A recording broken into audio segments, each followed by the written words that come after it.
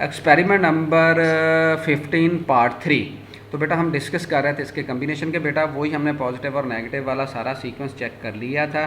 तो अब ये वो जो डाटा मूवमेंट है जो हमने वहाँ पे सर्किट की फॉर्म में देखी थी वो यहाँ टेबल की फॉर्म में भी देख लेते हैं। ये देखें जी, ये पहला सेट हुआ था, बाकी सारे क्या थे बेटा, रीसेट थे।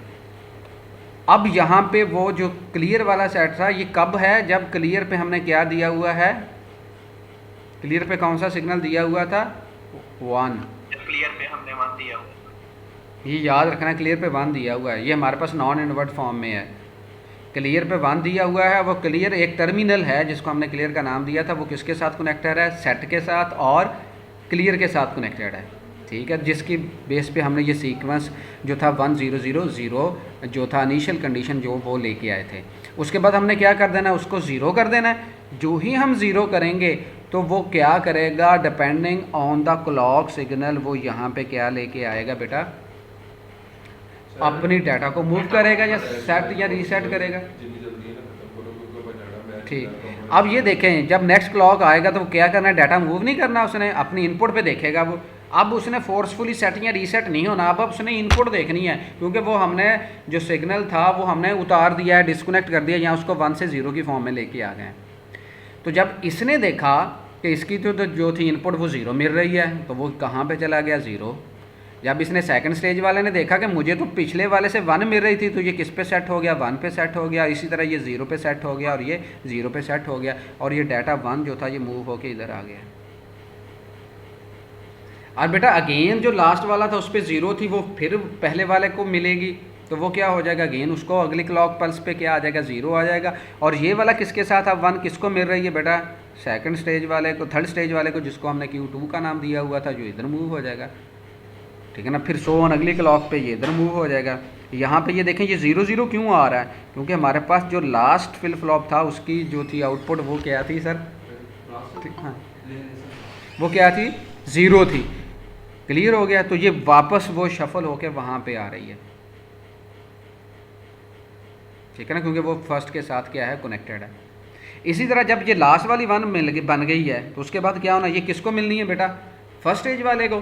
तो ये देखें, फर्स्ट वाली को, ये देखें, तो ये देखें कि बेटा ये कहाँ सीक्वेंस फिर वही स्टार्ट नहीं हो गया, ये वाला जो लास्ट 1 0 0 था, तो 1 0 0 वाला आ गया। क्लियर बेटा, ठीक है ना। तो ये देखिए इसने एक ख़ास पैटर्न को जो फॉलो किया, इसलिए हम इसको क्या बोलते हैं, काउंटर बोलते हैं। और ये काउंटर का जो कंस्ट्रक्शन है या इम्प्लीमेंटेशन है, या जो सर्किट हमने कंस्ट्रक्ट किया हुआ है वो एक रिंग की फॉर्म में किया, इसलिए हम इस सर्किट को क्या बोलते हैं बेटा, रिंग काउंटर बोलते हैं, ठीक है।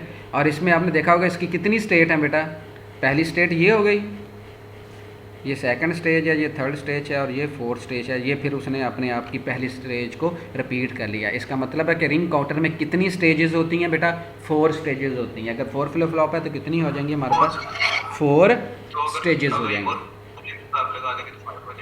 ये हाँ जी बिल्कुल, अगर बढ़ाते जाएंगे इस तरह। मैंने टास्क भी आपको देखा होगा आपने, मैंने 4 बिट का भी कहा हुआ है कि डिज़ाइन करें, और 5 बिट का भी कहा हुआ है, ठीक है ना। तो उसी हिसाब से आपने डिज़ाइनिंग कर लेनी है। यहाँ तक क्लियर बेटा, आगे चलते हैं जी।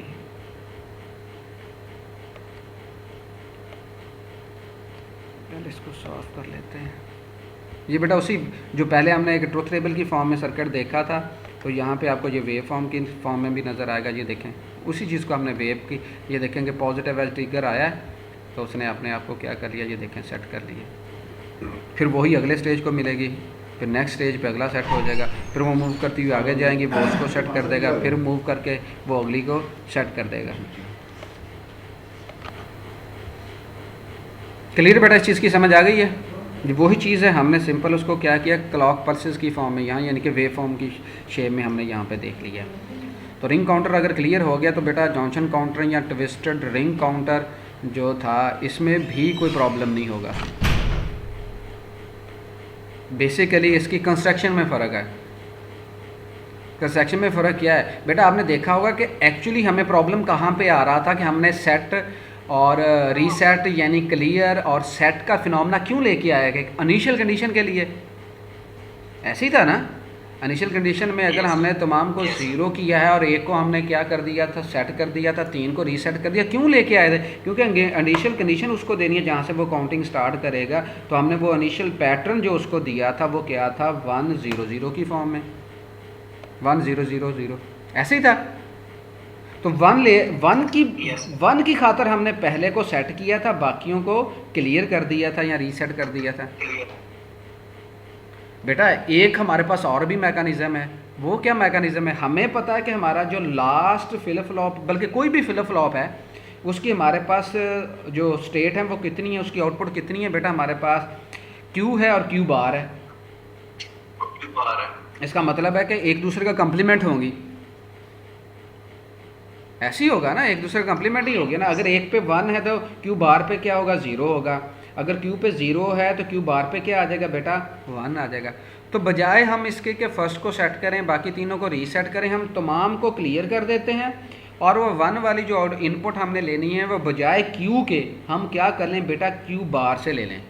क्योंकि इनिशियल जब होगी वो क्या होगी, Q हमारे पास क्या आएगी बेटा, 0 आएगी। तो Q बार पे क्या आएगा हमारे पास, 1 ही आएगा। तो हम Q को लास्ट एज जो हमारा फ्लिप फ्लॉप है जिसको हमने FF3 का नाम दिया था, उसकी Q आउटपुट को फर्स्ट फ्लिप फ्लॉप जिसको हमने FF0 का नाम दिया था उसके इनपुट के साथ शॉर्ट करने की बजाय हम क्या करेंगे, जो हमारे पास लास्ट एज का फ्लिप फ्लॉप है जिसको हमने FF3 कहा था, उसकी जो Q बार आउटपुट है उसको हम शॉर्ट करेंगे फर्स्ट एज के जो FF0 की इनपुट के साथ। ये देखें, ये हमारे पास लास्ट एज का FF3 है, उसकी Q बार को हमने किसके साथ कनेक्ट कर दिया है, जो फर्स्ट एज FF0 की इनपुट है।